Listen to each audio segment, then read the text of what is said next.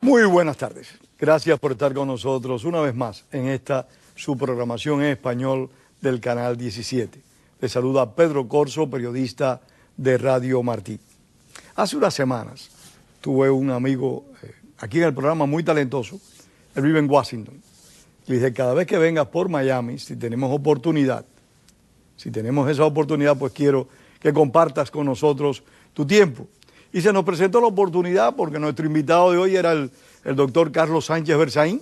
Como tenemos confianza con Carlos, le preguntamos, ¿podemos utilizar a Hugo Hacha para este programa? Y más adelante tú vienes y nos dijo, encantado. Y le agradecemos tanto a Carlos Sánchez Berzaín como a Hugo Hacha, nuestro invitado de hoy, estar acá en el programa. El tema son variados, pero hay uno que es muy importante en la actualidad. Y la pregunta es directa, Hugo. Tú como académico tienes experiencias de larga data con los fake news.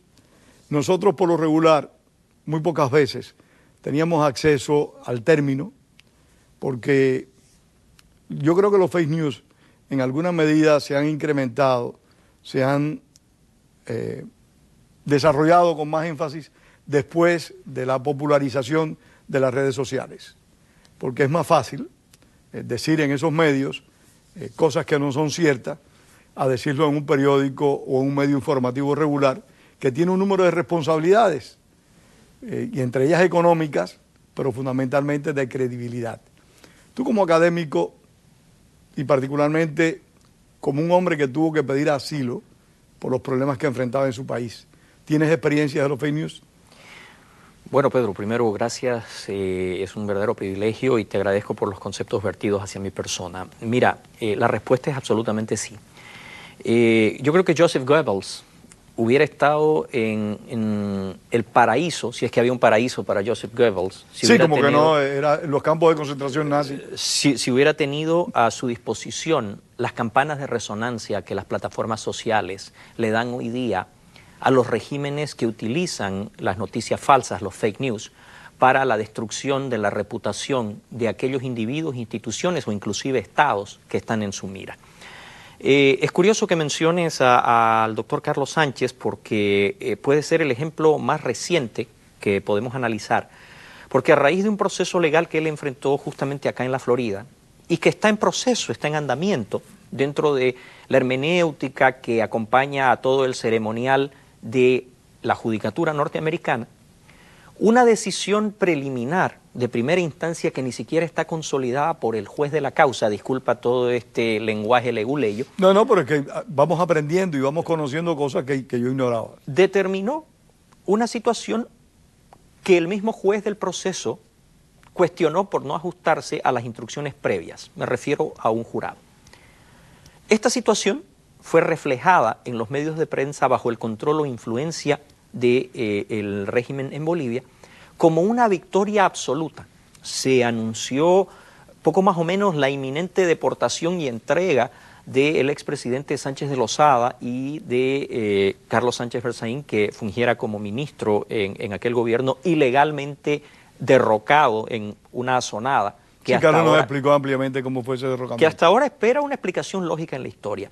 Fue irónico porque cuando tú agarras las crónicas oficiales del proceso legal, te vas a dar cuenta de que, por ejemplo, el presidente Sánchez de Lozada no fue interrogado por la parte acusadora.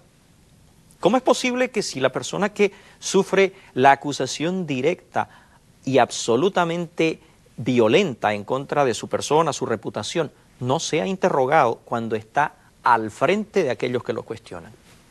Bueno, pero sin embargo ese resultado preliminar resultó, desde el punto de vista propagandístico, una victoria contundente del régimen en la opinión pública, porque la opinión pública creyó a pie juntillas de que era inminente. ¿Te refieres a la opinión pública de Bolivia? De Bolivia. ¿Pero el juicio tuvo lugar dónde? ¿No fue aquí en Estados Unidos? Aquí en los Estados Unidos, en Fort Lauderdale. De hecho, la decisión del juez recién vendrá en días que están por venir, y entonces se habrá agotado la primera instancia de las varias que llevan hasta la máxima instancia de la judicatura, que puede ser la misma Corte Suprema. Hugo, perdóname que ahonde el tema, pero me he quedado un poco fuera y para beneficio personal y de los televidentes, aquellos que como yo no somos muy rápidos en entender cosas legales. El gobierno de Bolivia utilizó a su favor, y me refiero al déspota Evo Morales, utilizó a su favor una decisión judicial en torno a Sánchez de Lozada y Sánchez Berzaín. Eso es correcto. Existe un evento que se bautizó otra vez el tema de colocar etiquetas que después son de difícil despeje. Se bautizó la sonada que derrocó un gobierno constitucional como si fuera Octubre Negro. Bajo ese concepto, en actos que claramente tuvieron planificación, gente con capacidad y entrenamiento militar y el apoyo de la organización de Evo Morales y actores externos, se documentó la presencia de efectivos de las Fuerzas Armadas Revolucionarias de Colombia, de Sendero Luminoso, se logró derrocar al gobierno constitucional. Hubo una transición a donde... Fueron días muy violentos. Fueron días terriblemente violentos. Fueron días muy violentos. Fueron días terriblemente que a mí me llamó la atención de que salían los caminantes cerca de La Paz y tiraban cartuchos de dinamita. Al margen de esa violencia, a la luz y la perspectiva de la historia, vuelvo a reiterar, uno se apega a los registros de la Corte y entonces hay cosas que no tienen lógica fuera del enfoque de la propaganda. Como que los acusados, en este caso el presidente Sánchez de Lozada y el doctor Carlos Sánchez Berzaín como ministro de aquel gabinete, se solidarizaban con las víctimas y pedían una investigación absoluta de todos los involucrados y responsables, incluyendo ellos mismos. Mientras que del otro lado la respuesta es no, señor. Usted no puede involucrar a todos los participantes, en este caso a los sediciosos, porque ellos se autobeneficiaron con una amnistía. Entonces, un momento. Frente a un tribunal norteamericano, esas cosas suenan por lo menos extrañas. No, y falsas, suenan muy falsas. Un perito presentado, si mal no recuerdo, por la defensa, determinó, por ejemplo, de que una de las víctimas había muerto bajo el impacto de... Eso fue en el proceso aquí. En el proceso en Estados Unidos. Determinó que la víctima había muerto con un impacto de calibre 7.65, propio de los fusiles Mauser que el ejército boliviano usara en la guerra del Chaco entre Bolivia y Paraguay de 1932 a 1936, pero que fueron entregados a las milicias campesinas y permanecen en manos de civiles en el altiplano boliviano. El equipo y la munición que tenían las fuerzas militares y policiales no tenía la más mínima posibilidad de contar con ese calibre. ¿Cómo es que una bala de ese calibre termina alojada en el pecho de una de las víctimas? Es otro interrogante que abre de nuevo la puerta a esa que sería una posición abiertamente imparcial, que traería justicia y respuesta a las víctimas, y entonces si hubiera que darse algún tipo de compensación, esta se daría en función a la verdad. ¿Por qué no se procesa? ¿Por qué no se analiza? ¿Y por qué no se investiga la totalidad del evento? Porque es más cómodo, en función de la propaganda y en función de los intereses del régimen, decir de que algo ha sucedido, porque como conversábamos antes de iniciar esta entrevista, el rumor, la calumnia, la maniobra artera en contra de la reputación generalmente viene acompañada de página frontal, portada y titulares. Son asesinos de reputación, eso es una realidad. En cambio, la aclaración histórica, puntual y documentada casi siempre va al final. Si es que le dan espacio. Si es que le dan espacio en la página de los obituarios. Y en esto no hay sarcasmo, esa es una, no, es una realidad, ese es un dicho es una de sabiduría popular. Me ha hecho recordar las muchas noticias falsas generadas por la dictadura cubana.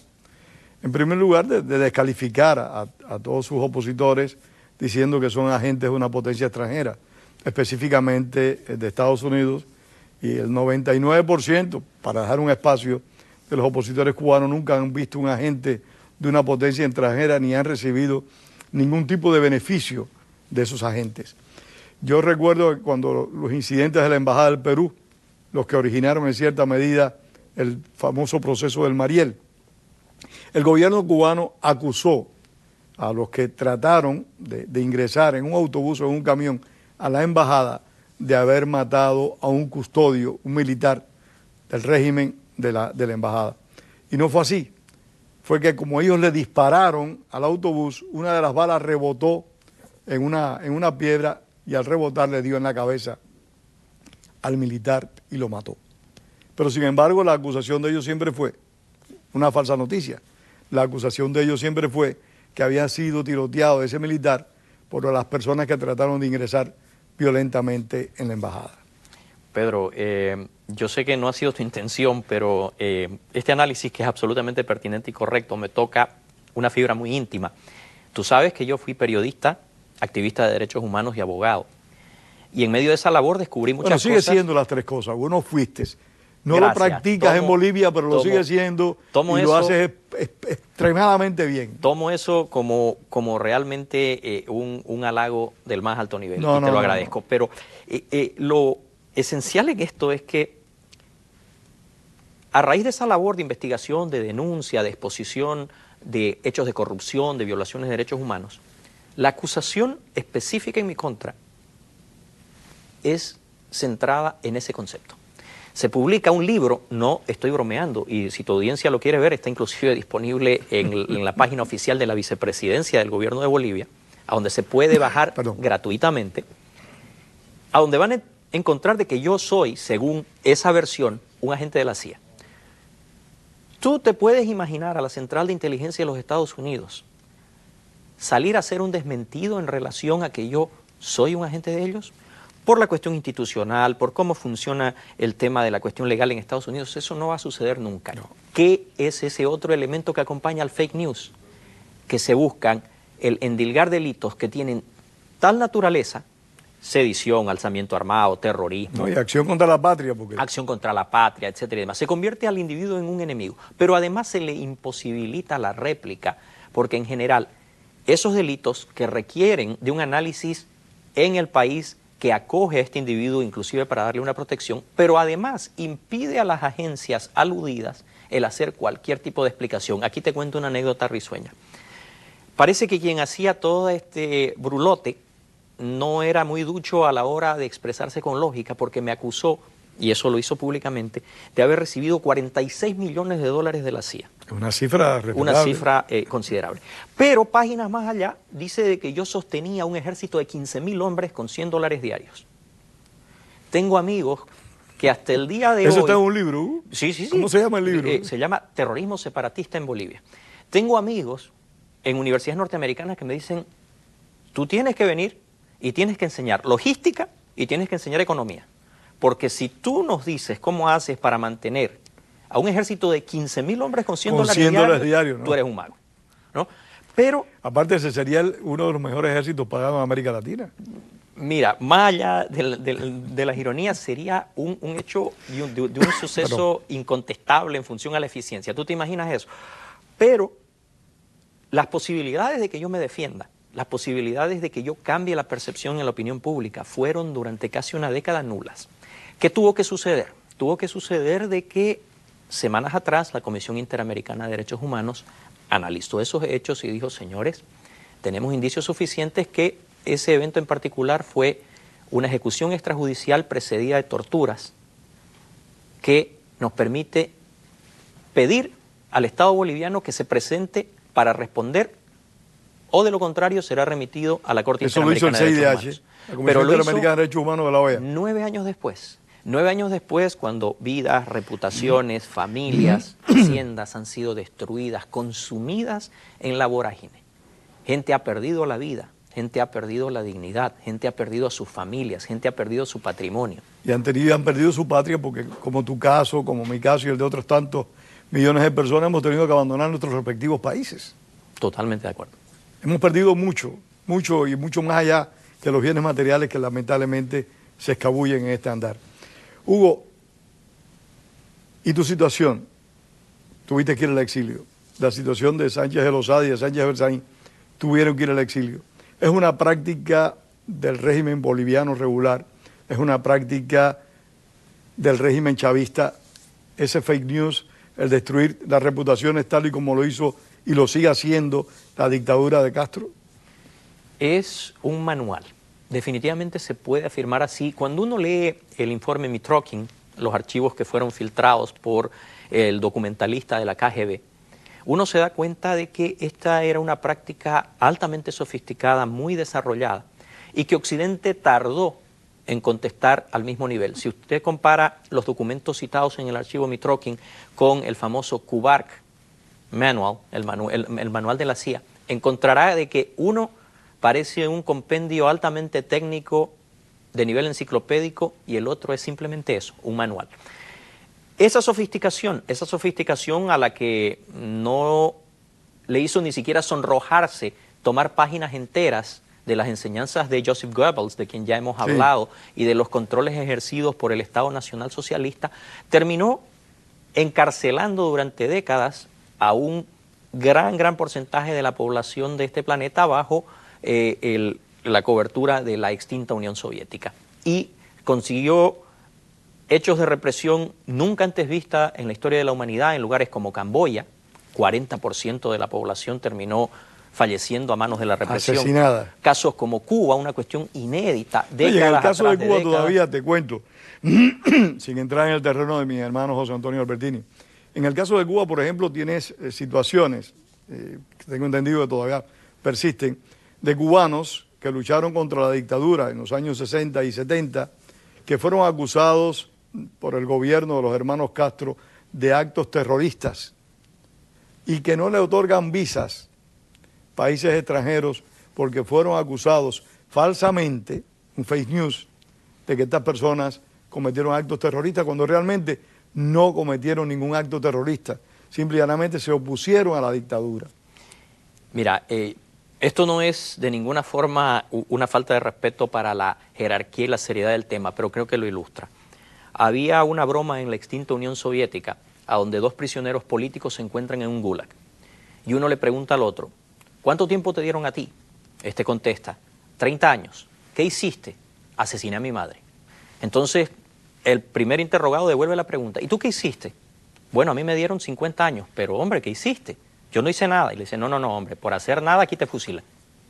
Entonces eso te da la pauta de cómo al inocente que cumple su función de ciudadano, que se guía por los principios, por la ética, que se niega a someterse al engranaje y que encuentra de que la validez de su palabra, de su honor, de su hombría de bien es más preciada, le caerá la sanción más grande y la destrucción más despiadada, no solamente de su reputación, sino probablemente de su vida. Sí, el asesinato moral es una práctica regular de estos regímenes. Eso es una gran realidad. ¿Y cómo tú consideras que se deben combatir esas noticias falsas, como el caso más reciente de Carlos Sánchez Berzaín? Hay un hecho puntual y vuelvo a basarme en el análisis, la lectura y la experiencia. Yo creo de que las redacciones de los periódicos, te puedo citar decenas, desde algunos en la Gran Bretaña, The Guardian, Le Monde Diplomatique en Francia, aquí en los Estados Unidos, el New York Times, en el Canadá, ni te digo. Debería haber, pienso yo... Han mencionado periódicos muy específicos. Muy específicos, pero que colaboran en esa situación y creo que en algún momento deberían ser llevados... Hacerse una autocrítica a esos periódicos. Hacer una crítica desde el punto de vista de la moralidad. Aquella moralidad que permite que medios como el Washington Post se ufanen de los Pentagon Papers, deberían llevar a todos estos medios a consejos editoriales más estrictos que pongan un filtro. ¿Por qué? Porque hoy día la careta se cayó.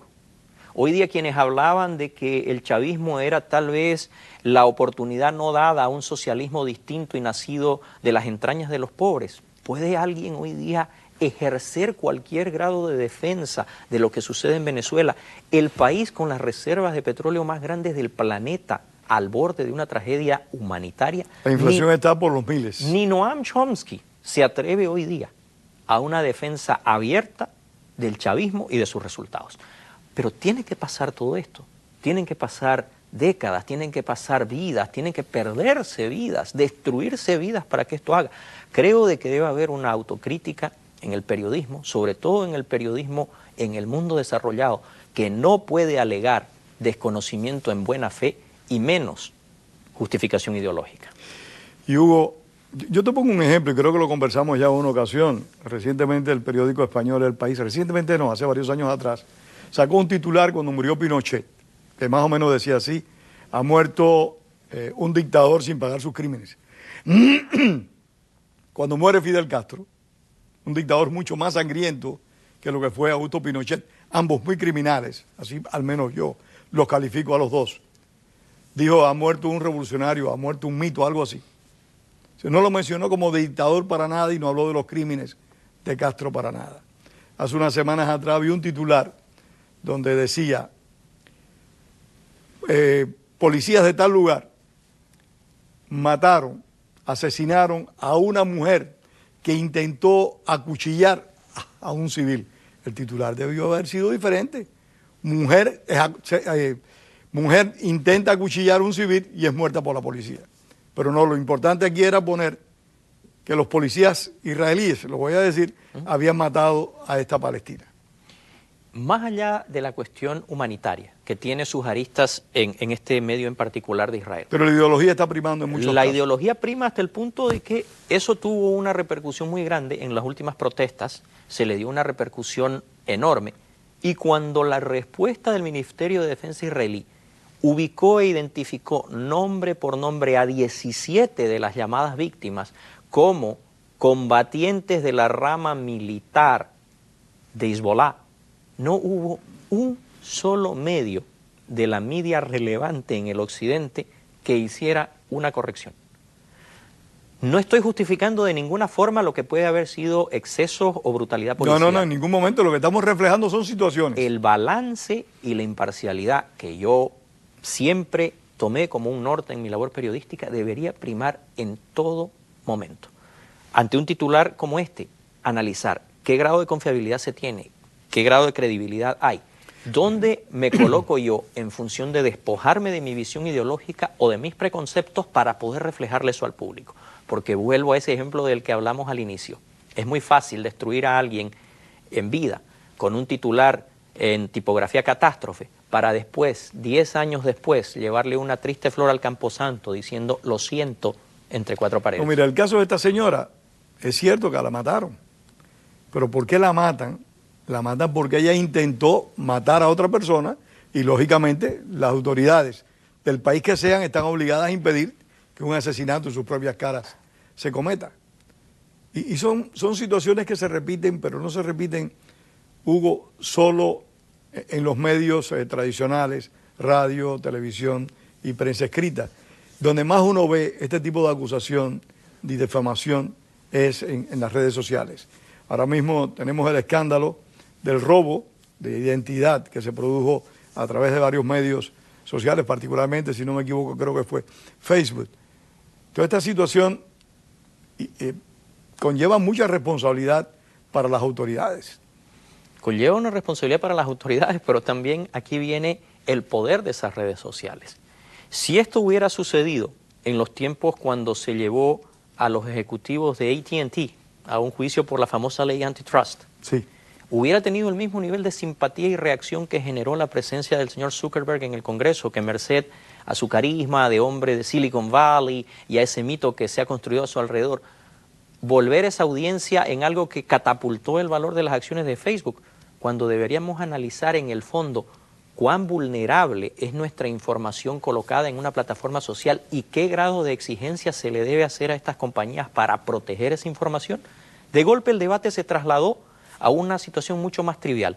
Si él había estado bien en poner en dificultades a los congresistas que lo interrogaban, de qué marca era la corbata, qué tan simpático fue al hacer su declaración final. Otra vez, la distinción entre un periodismo serio, concienzudo, la difusión de información falsa y, por último, el sesgo que se le puede dar a una información en función de intereses particulares. La ideología está presente en todas nuestras vidas. Eso es una realidad y creo que fundamentalmente en lo que se conoce como las artes libres es donde más ideología uno puede apreciar, porque yo no creo un médico, no concibo un médico operando mejor a un tipo de una agrupación o de otra agrupación política. Pero evidentemente tú lo ves en la televisión más que en ningún otro medio, como las agendas de los periodistas, no del medio, va primando sobre la verdad.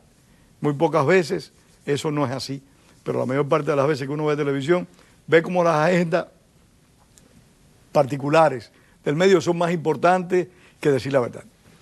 No sé si tú lo aprecias de esa manera. Voy a darte un ejemplo personal vivido en carne propia. Un periodista canadiense que ya ha fallecido se dedicó con esmero y tesón a replicar las falsedades y mentiras en relación particularmente a mí. Por una cuestión absolutamente en Bolivia, fortuita, aquí en los Estados Unidos. Este señor quien al haber fallecido, y porque yo soy una persona respetuosa y considerada de lo que debe ser un código de ética, no voy a mencionar, pero si lo buscas en el Google lo vas a encontrar, periodista canadiense, pones mi nombre y vas a ver lo que ese señor se permitió decir, difundir y sostener sin atisbo de evidencia. Coincidimos en un evento auspiciado por una universidad norteamericana y yo me acerqué. Y le dije, caballero, mucho gusto, yo soy la persona a la que usted menciona en estas piezas publicadas por su nombre. El individuo te atacó. ¿Sabes qué me dijo él cara a cara? Lo lamento mucho, no es personal. No me pagan para esto. El gobierno cubano, y posiblemente sea uno de esos periodistas, tenía 2 o 3 periodistas en Canadá que le hacían el trabajo sucio de atacar a todas aquellas personas que critican y condenan a la dictadura de la isla. Pero tú te puedes Posiblemente imaginar, sea uno de estos. pero tú te puedes imaginar, era. Era. Pero tú te puedes imaginar, desde el punto de Que vista en paz no descansen. del concepto de la moralidad, ¿cómo puedes decirle tú a otro ser humano que lo que tú haces, que alarga el sufrimiento, prolonga la vulnerabilidad, destruye su posibilidad de reencontrarse con una existencia mínimamente digna, no es personal? Es que cuando uno tiene acceso a un medio, contrae una responsabilidad cierta. Contrae una responsabilidad muy concreta. Y por eso hay 1000 cosas más que podríamos intercambiar aquí, pero por no tener los elementos suficientes para poder apoyarlo en cualquier situación, pues uno se lo reserva. Hay que ser más discreto. Pero hay muchas personas que no acostumbran así, y vuelvo a las redes sociales, donde más se aprecia eso, donde más se ve, es mucha gente que se venden como que son informadores y que realmente no lo son, porque son informadores, no son propagadores de un interés, de una ideología. Pedro, durante la Guerra de los 6 días, cuando Gamal Abdel Nasser se ve derrotado en el campo de batalla, acude a una treta que en ese entonces fue terriblemente peligrosa y que está citada en los libros más serios al describir este conflicto. Afirmó que aviones norteamericanos estaban bombardeando el Cairo. Eso coincidió con que una situación real se estaba dando. Al haber tomado las alturas del Golán, las fuerzas israelíes se dirigían, las columnas acorazadas se dirigían hacia Damasco. Nadie sabía hasta dónde iban a avanzar.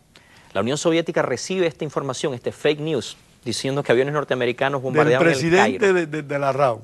De la República Árabe Unida. Qué excelente recordar eso, apreciado Pedro. Pero en ese momento y en esa función, la reacción del Kremlin fue amenazar con el inicio de una guerra nuclear. Se nos acabó el tiempo, lamentablemente hubo otra invitación pendiente. Siempre es un placer estar contigo.